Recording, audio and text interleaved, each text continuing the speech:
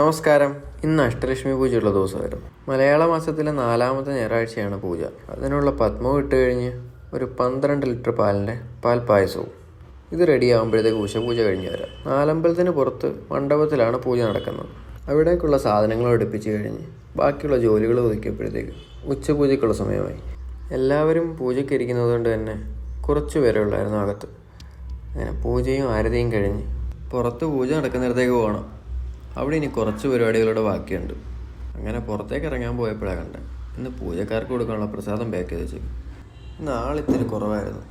എന്തായാലും പൂജയെല്ലാം ഭംഗിയായി കഴിഞ്ഞ് ആരതിയും കഴിഞ്ഞ് അങ്ങനെ അവർക്കെല്ലാം പ്രസാദം കൊടുത്തു കഴിഞ്ഞ് ഇനി അമ്പലം അടയ്ക്കാം. അങ്ങനെ അമ്പലം എല്ലാം അടച്ചു കഴിഞ്ഞ് നല്ല വിശപ്പുണ്ട്. സമയം ഇത്രയായല്ലോ.